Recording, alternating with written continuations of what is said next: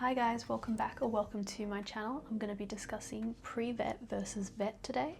Now I know I'm only a few weeks in, but I have some preliminary thoughts that I want to go through, and then perhaps if you like this, I'm happy to go through it again in a couple weeks, a couple months, let me know. If you like this content, please subscribe and please come along.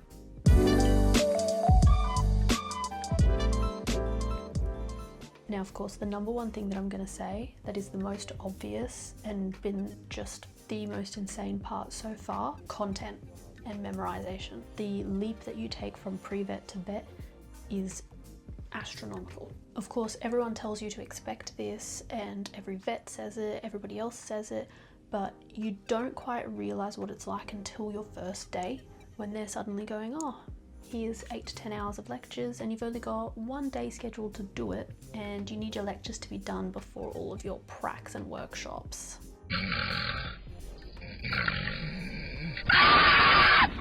Where am I? What was that? Oh my god, I'm so sorry. I just had a nightmare. And then it's not only that, there's certain lectures that feel like they need to be put on 0.5 times speed because they've just put a massive diagram and they're just talking around it and you don't know the terms and you're sitting there going, am I meant to know these terms? But nobody else knows the terms. So then you have to sit there, pause, sound out the word and Google it, and then go back and write down. And then the lecture ends up taking double the time it was meant to take. And of course, just the memorization in general. I've always been a flashcard person, and especially starting vet school now, 100% a flashcard person.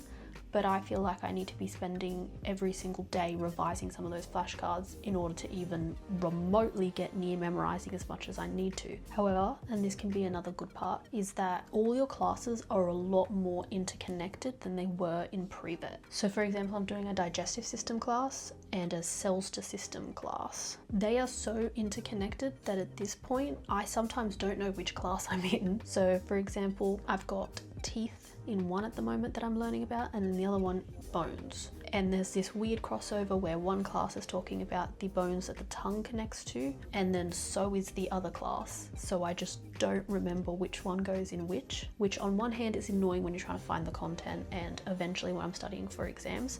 But on the other hand, when I'm also studying for exams, there's crossover, so you're kind of studying for both sometimes. I don't see why people think I'm lazy. I think I'm pretty innovative. And of course that also links to how the content is refined a lot more, so you're not doing the really boring chemistry subjects that you're forced to do in pre-vet and things that you feel like you need to know to actually become a vet. Now mind you, this also does create some kind of stress because it feels like that you need to know everything in order to be a good vet, and this links straight to my third point, which is P's get degrees. And if you don't have that wherever you are, it's literally P is for pass, so 50% gets degrees. This was one of the main things I was told before I went to vet school, was that just aim for 50%, as long as you pass, you're fine. Like a lot of people that would be in this course, we're used to being high achievers, and already going from high school to your bachelor's degree in uni, that's a drop in your marks that took me a while to adjust to. I'm now going into a degree where I'm struggling to picture getting really, really good marks because there's just so much content. And then you're also experiencing but do I need to know this to be a good vet? Do I need to remember all of this? Is it bad that I'm forgetting it the second that I don't need it anymore? What are you? An idiot sandwich. Idiot sandwich what? An idiot sandwich, Chef Ramsay. So talking about exams brings me to my fourth point, which is that the assessment outlines and how the structure of your course is definitely different. So at least during pre-vet for me, I had a lot of written assignments, especially articles, all of that, a lot of research, and I was very used to writing that. Now that I'm coming into vet school, I'm realizing that there is not as many assignments that I need to fulfill, which can be good and bad. So instead of having 8 to 10 things that I need to do in a semester, I only have about 4. However, and here's the catch, most of it is not written work. It is almost all exams, and the majority of your mark is on your final exam, so about 60% of your final mark. And then the other big portion of your mark is your mid-semester exam. So on one hand, you don't have as much that you need to be doing throughout the semester in terms of assignments, but on the other hand, you need to do well in those exams. Especially for myself, I'm someone that completely trips myself up in exams, and I tend to really put myself in a stressed out state.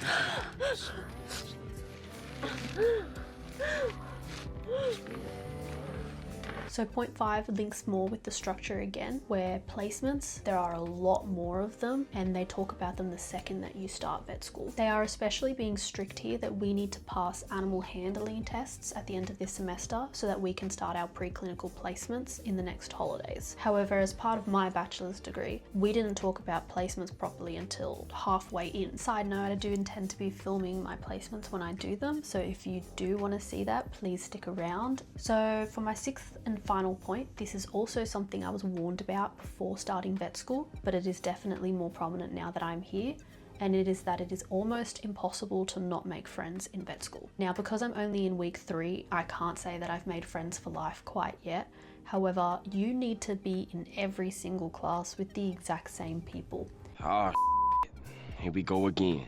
It is not like your pre-vet degree where a lot of the time you're sharing classes with people that you're never going to see again. And during your pre-vet degree, you often have electives where you're doing random subjects. I know I definitely did some subjects that I didn't need to do. And you see those people and then you never see them again after that semester. And even people that I shared the exact same degree with, I never became friends with because we did things at different times and we chose different electives.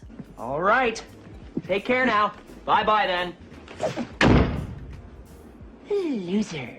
That is completely different to vet school, where you are all in the exact same subjects at the exact same time. You get no flexibility in any kind of med school, vet school, that's pretty standard. But this also means that you're seeing the same people pretty much every single day. Mind you, there is about 150 people in my cohort and I definitely do not know all of them, but you are forced into a group on your first day and I'm sharing classes with them all the time now. And this will be really fun to look back on and update as I go along. Alright guys, those are my main points for pre-vet versus vet school, only being week 3 into vet school.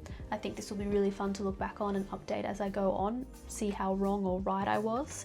And if you're interested, please stick along for the ride. I'm uploading every single Sunday, and I also have an Instagram where I update a lot more frequently at Becoming Dr. Talia, so please follow along there. Thank you so much guys, bye!